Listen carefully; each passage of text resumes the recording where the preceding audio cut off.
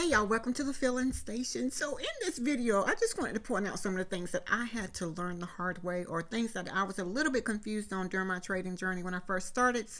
But first, let me give my disclaimer. I am not a financial advisor. I just enjoy teaching people how to build generational wealth. And yes, the stock market is just one of those avenues. So this video is for educational purposes only. If you could please like, share, comment, subscribe, all of that, because we learn and we grow together. With that being said, y'all, let's get started. So we are looking at NQ or E-mini, however you want, for teaching purposes, let's say that. And because I'm just charting this and my charts are not as marked up as my other ones, so that we can have a clear vision, let's say that. But one of the things that when I first started trading was I had trouble with this understanding the double top, because me being a visual learner, and I have to, if I see it at that place, I'm going to see it for what it is. And one of the things that confused me the most was, did it have to be at the exact same number? Like when I saw this, the high of this here, did this one have to be at the exact same location? So if that's the case, that would be considered a double top, right? But look where the body of the candles are. That is what's interesting to me, because I could use Tesla as an example. I was just looking at Tesla. Price broke through a certain area and it came back, but the two candles, the body of the candles, were in the exact same area. So would that be considered a double top? Many people would say, let me go to Tesla really quick because I wanted to point that out. Disclaimer, Tesla's charts are a little bit congested. Now, many people would say that this may not be a double top because price came to this area here, but just because price came to this area does not necessarily mean that we stayed in that area, and we did not. So this body of this candle here is under a level that I had marked. This body of this candle is at kind of like that same level. So is this a double top? In my opinion, I would say yes, even though we had a price that moved here. So I was getting so hung up on this wick portion here that I wasn't looking at the body here, and the body here, which gave me a double top, showed me that there was a signal for a reversal looking at it on this 30-minute chart. So let me go to my 5-minute chart, and guess what? We did come down. So one of the things I had to learn, again, the hard way, let me say that, is not focusing so much on where the wick is. Yes, I need to remember those areas, but in my opinion, what's important is where is that body at the time, and this right here pointed out to be a double top, and there our signal was our next candle here, because we started declining only to come down here and find support. So looking at that, I'm going to go back to the NQ, but looking at that, it just reminded me that, you have got to make sure, one, that you wait on that candle to close, because that was problem number two. I was getting confused on where the wicks was, or was I counting the wicks for the double tops? Did it need to be in the exact location? And again, it was just all getting so confusing for me until, one day I had to literally study the chart. I had to sit back and watch what it did. Right? So again, even with Tesla, just because it went to that location does not mean, we stayed in that location. We came down and it formed a body.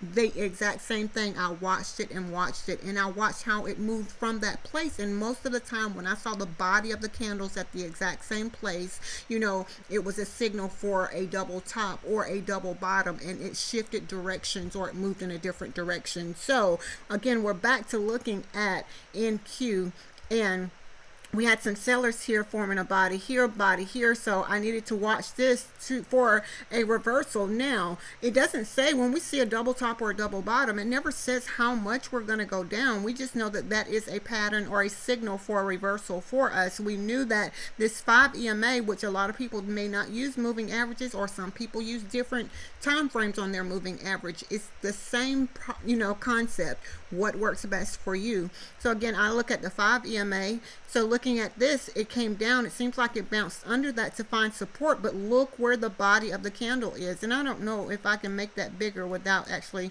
messing. I do that so often, mess up the exact. Yeah. Okay. So even though we came down under this level here, look where our body of the candle is. That's why it's so important. Yeah, we look at the wick just to make sure that we know price came down to that area, but look where the body of it is. That 5 EMA is going to be our support area because, you know, and again, the candle has not closed. Let me say that. That is my disclaimer. Candle has not closed, but it looks as if price is back above that 5 EMA. So that is important. Prime example of why we have to wait on the candle to close. However, you know, again, I don't want to be all over the place with this video. It's just the things I had to learn the hard way. And y'all, trading is one of those things that you just have to learn it and practice it and study it and practice and study some more and all of the above. And then it's like once you get it, you kind of like got it, but you have to have discipline to execute what you learned. Let me say that. So again, a mistake again that I made was looking at the wicks and focusing on the exact location at the exact same time, not necessarily the case.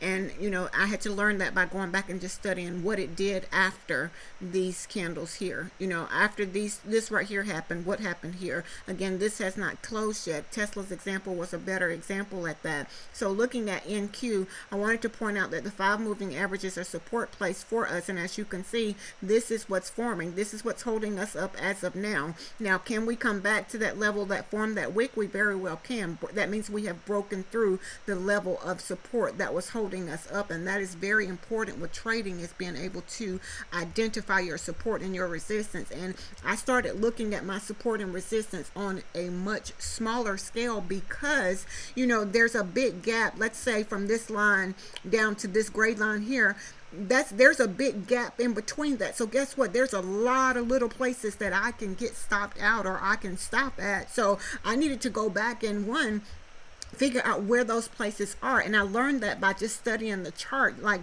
okay, we traded in this zone here, so from this place to this place, I knew that we could trade here. So now back to the upside, from this line to this line, there is a kind of like a big gap. So something is stopping us in this area here that I kind of need to remember. It's really right here, the high of this, the body of this candle right here. Prime example of not really focusing on the wick. I'm going to mark that because I need to remember this area for future reference because it's going to help. Let's see if I can get it right there. See, okay, so the wick is a little bit higher here. The body is, you know, right, kind of like where the top of the body is, right where I just drew that little line, right? And as you can see, that is our support area as of now. Why? We've been at this area before. If I would have taken this blue line off, which is my 5 EMA, I could have very well still knew that this area was a trouble place for us. And as of now, that is a support place for us. So we have to definitely be careful. Now, breaking this back to the downside, we can come back to this line here or this red line here. Those are possible support areas. Will we get it right every time? We will not. And that's another thing that I had to wrap my mind around. Yeah, but why didn't it do this? But why didn't it do that? And y'all have to keep in mind, there is always somebody on the opposite end of your trade, and no, they see kind of like the same thing you see. They may see it in a different way, but all the concept is all the same. So they see it how you see it, and again, so their strategy is to deceive, you know, to not really deceive, to make you think that it's going to do X, Y, and Z, and then it end up doing something completely different because everybody wants to win. Everybody wants to profit. Everybody wants to, you know, to gain more, right? So we have to be careful with that. And I say so often, another thing that I struggled with was waiting on that candle to close and making sure that I had a clear understanding of the picture instead of moving. You know, I'm going to go to a smaller time frame here, you know, just making sure that I understood, you know, it was still trading sideways or in a gathering spot, as I like to say, right? This is the 5-minute chart. My 30-minute chart is saying the same thing, but I need to, that 30-minute chart, it takes a while for that to close before I can make a clear decision. That's why I had to move to a smaller time frame so that I can see what was really going on in the now, right? So this is in every 5 minutes. Every candle here represents the 5 minute, right? So that's something to be mindful of. Now, So right now it's still creating a gathering spot. This is another example. Is this a double? Would this be considered a double bottom? Even though, looking at this, we could say, yeah, that's a double bottom and it's gonna go back to the upside. Well, not necessarily. We have to wait and make sure that we have other things to confirm what is taking place. And I always say it's like putting a puzzle together, waiting on the next piece, gathering that piece and trying to figure out where it goes or what it's gonna do. That's exactly how trading is. So not necessarily making decisions based on what you see at the moment. Let's make sure that we have other confirmations or other things to help us to make that decision, to make sure that we have okay, I'm entering because I have 2 or 3 confirmations versus I see this as a double bottom right here, because this here is clearly an example of it could very well move in either direction. I mean, it looks like it wants to go back to the upside. So would this be considered a double bottom? It would be at the bottom of the move. I'm making this blue line just to point out. So this was our top here. We came down here only to find a double bottom here, but this candle here could this be a hammer? Could that be another signal for back to the upside? Well, price did go up slightly. When we have a double bottom or a double top, it never tells us how much it's going to go up. We knew that we could possibly have trouble based on these moving averages here. So that's why it's really, really important that was an interesting candle, right? That's why it's really important that we pay attention to, what's going on overall versus just trying to look at these two here and just make a decision, because that could have cost a very, depending on if you're trading shares or options, that could have cost a lot, right? So again, I had to learn, one, how to recognize the double top, double bottoms, looking at a smaller time frame to make sure that, I'm seeing the exact same thing. And I wait on making sure that I have confirmation as to why I'm entering my trades. And when it goes against that why, we always hope that it does this or hope that it would do this. And we cannot do that. If it shows you clearly that it's not doing what you're hoping that it's going to do, cancel the trade or exit the trade, or don't enter the trade until you have more confirmation as to it's going to possibly go in this direction. And I have confirmation based on this, and this. And I like to have at least 2 or 3 things to tell me, it's possibly going to do this. Because again, here's a prime example. I'm going to go to the 30-minute chart. We had a double top here. Looking at it on this 30-minute chart, it did come down slightly, but we found a support level. Going back to the 5-minute chart, we have a double bottom, in my opinion. Let me say, in my opinion. I need to say that again. Price is at this level here, and price did move slightly, only to get rejected and come back down to that area again. So we have to be very careful with that. Again, y'all, these are some of the things that I had to learn the hard way. And again, I say that trading is not difficult. It's about studying and practicing and studying some more. And if you find something that you like to trade, like Tesla is just one for me, and I'm going to go back to Tesla because I just like it, right? So Tesla is one of those for me. So if by just looking at this as a double top, again, it is a double top. We came down as the double top gave me signal, right? We came down, found support, and bounced back to the upside. Now, will Tesla get back above this 248.35 is something that I need to watch and to remember. And I would normally set an alert just to let me know, right here that Tesla is above an area, because you're not going to always, it is above the area here that I need, and I'm going to hit create. So it will let me know if the market is open. Let me say that this is pre-market that I am recording this video. And as soon as it gets to this level, it's going to set an alert to let me know. So I'm going to be watching it to say, okay, we have broken through a level of resistance. So I need to be watching to see what my move is or what my plan is. And again, I don't enter the trade until I have confirmation. Before, y'all, I was just entering trades left and right, making profit. I'm guessing off just, look at that time, because again, I did not understand the concept of it until I actually went back and studied and paid attention to how the stock is moving or what's going on at the time, and making sure that even though they would say terms or people that I would hear would use terms that I didn't quite understand it, and I had to go back and just study it and figure out a good portion of it. I had to visually figure out how to make it work for me, because we all learn different. We all are different. We learn differently, and somebody that you're watching or learning from could very well be teaching it in a way that you may not get it. So that's another thing that I had to learn the hard way,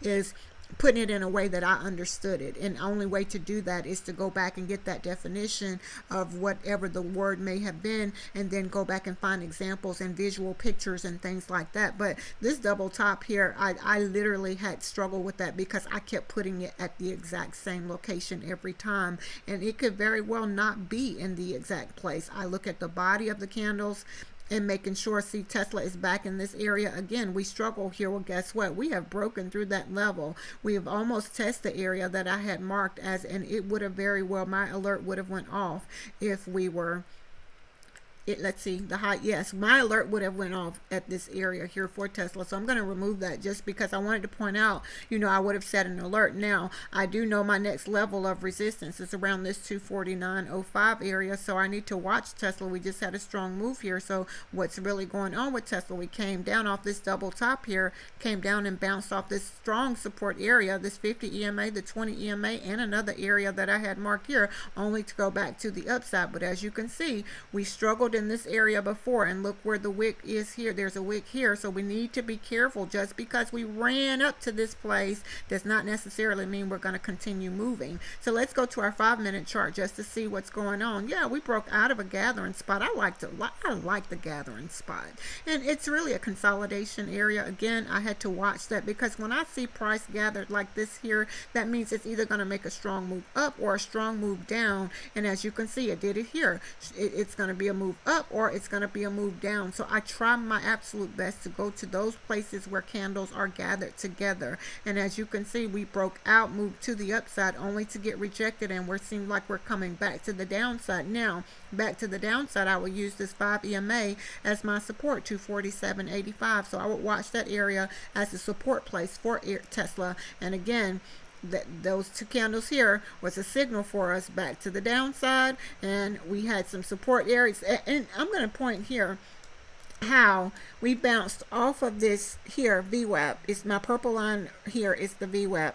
We came down. It's not quite a double bottom, but visually it's kind of close. Either way, we bounced off of this as a support place, and it took us higher. So that was another thing that I had to, you know, make sure I focus on my support and my resistance, marking my levels. And y'all, I don't want to be, again, not all over the place with the video, but in this video I just wanted to point out some of the things that I really had a hard time with in that double top, double bottom, and visually seeing them at the exact same place. In my mind, it needed to be at the exact same number, and a lot of times it's not at that place. Looking at the wick, yes, but not looking at the wick. Even though price went to that place, guess what?